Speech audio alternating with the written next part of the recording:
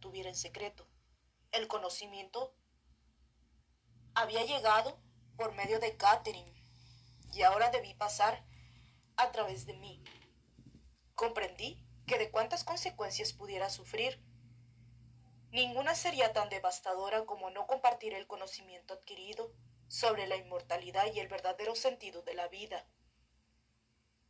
Salí a toda carrera del baño y me senté ante mi escritorio, con el montón de cintas grabadas durante mis sesiones con Catherine.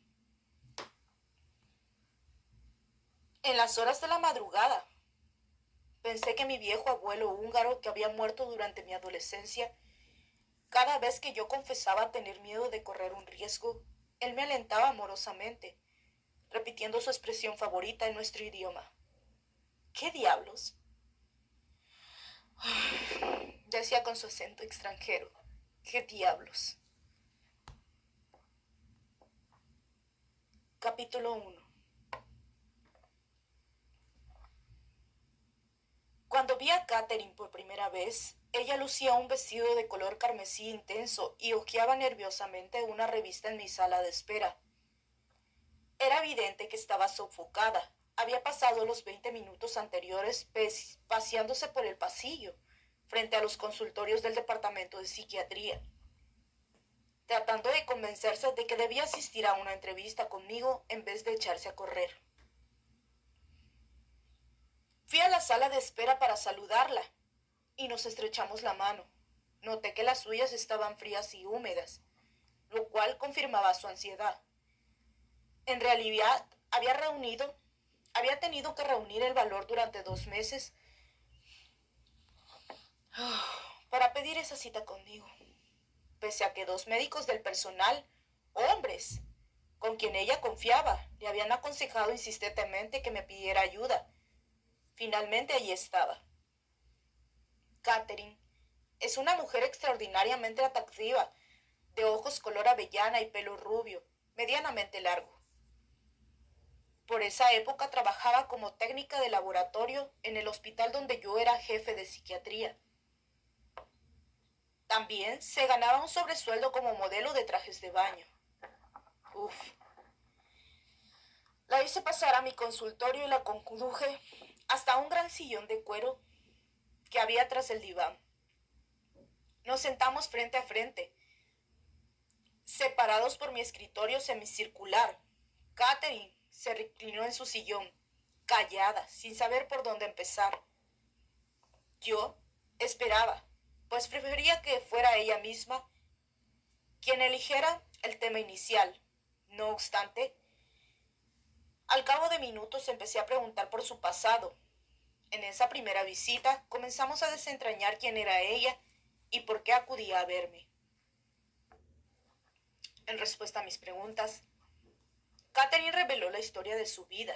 Era la segunda de 3 hijos, criada en el seno de una familia católica conservadora. En una pequeña ciudad de Massachusetts, su hermano, 3 años mayor que ella, era muy atlético y disfrutaba de una libertad que ella nunca se le permitió. La hermana menor era la favorita de ambos padres. Cuando empezamos a hablar de sus síntomas, se puso notablemente más tensa y nerviosa. Comenzó a hablar más deprisa y se inclinó hacia adelante, con los codos apoyando en la mesa. Su vida siempre había estado repleta de miedos. Tenía miedo del agua. Tenía tanto miedo de asfixiarse que no podía tragar píldoras. También la asustaban los aviones y la oscuridad. La aterrorizaba la idea de morir. En los últimos tiempos, esos miedos habían comenzado a empeorar. A fin de sentirse a salvo, solía dormir en el amplio ropero de su departamento. Sufría 2 o 3 horas de insomnio antes de poder conciliar el sueño. Una vez dormida, su sueño era ligero y agitado. Se despertaba con frecuencia. Las pesadillas y los episodios de sonambulismo que había atormentado su infancia empezaban a repetirse. A medida que los miedos y los síntomas la iban paralizando cada vez más, mayor era su depresión. Mientras Catherine hablaba, percibí lo profundo de sus sufrimientos. En el curso de los años, yo había ayudado a muchos pacientes como ella a superar el tormento de los miedos.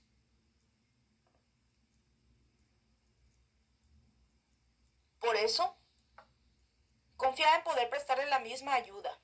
Decidí que comenzaríamos por ahondar en su niñez, buscando las raíces originarias de sus problemas. Por lo común, este tipo de indagación ayudaba a aliviar la ansiedad en caso de necesidad, y si ella lograba tragar píldoras, le ofrecería alguna medicación suave contra la ansiedad para que estuviera más cómoda. Era el tratamiento vital para sus síntomas, y yo nunca vacilaba en utilizar sedantes y hasta medicamentos depresivos. Para tratar las ansiedades y los médicos crónicos y graves, ahora recurro a ellos con mucha más moderación. Y solo durante breves periodos, si acaso. No hay medicamento que pueda llegar a las verdaderas raíces de estos síntomas. Mis experiencias con Catherine y otros pacientes como ella así me lo han demostrado. Ahora sé que se puede curar, en vez de limitarse o disimular a enmascarar los síntomas. Durante esta primera sesión yo trataba con suave insistencia de hacerla volver a la niñez. Como Catherine recordaba asombrosamente pocos hechos de sus primeros años, me dije que debía analizar la posibilidad de utilizar la hipnoterapia como una posible forma de abreviar el tratamiento para superar esa represión. Ella no recordaba ningún momento especial traumático de su niñez que explicara esos continuos miedos de su vida.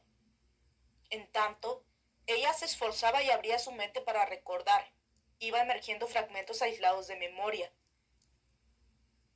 A los 5 años, había sufrido un ataque de pánico cuando alguien la empujó desde un trampolín a una piscina. No obstante, dijo que incluso antes de ese incidente no se había sentido nunca cómoda con el agua.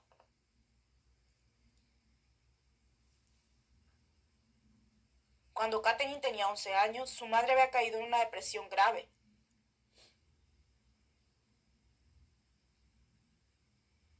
El extraño modo en que se alejaba de su familia hizo que fuera necesario consultar con un psiquiatra y someterla a electrochoque. Debido a ese tratamiento, a su madre le costaba recordar cosas.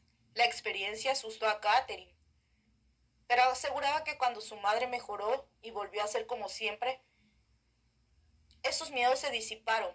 Su padre tenía un largo historial de excesos alcohólicos. A veces el hijo mayor tenía que ir al bar del barrio para recogerlo. El creciente consumo de alcohol lo llevaba a reñir frecuentemente con la madre de Catherine, quien entonces se volvía retraída y malhumorada. Sin embargo, la muchacha consideraba eso como un patrón familiar aceptado. Fuera de casa todo iba a mejorar. En la escuela secundaria salía con muchachos y mantenía un trato fácil con sus amigos, a la mayoría de los cuales conocía desde varios años atrás. Sin embargo, le resultaba difícil confiar en la gente, sobre todo en quienes no formaban parte del reducido círculo de sus amistades. En cuanto a la religión, para ella era simple y no se planteaba dudas. Se le había enseñado a creer en la ideología y las prácticas católicas tradicionales, sin que ella pusiera realmente en tela de juicio la verdad y validez de su credo. Estaba segura de que si era una buena católica y vivía como era debido, respetando la fe y sus ritos, sería recompensada con el paraíso. Si no, sufriría el purgatorio o el infierno. Un dios patriarcal y su hijo se encargaban de esas decisiones definitivas. Más tarde, descubrí que Catherine no creía en la reencarnación. De hecho, sabía muy poco de ese concepto, aunque había leído algo sobre los hindúes.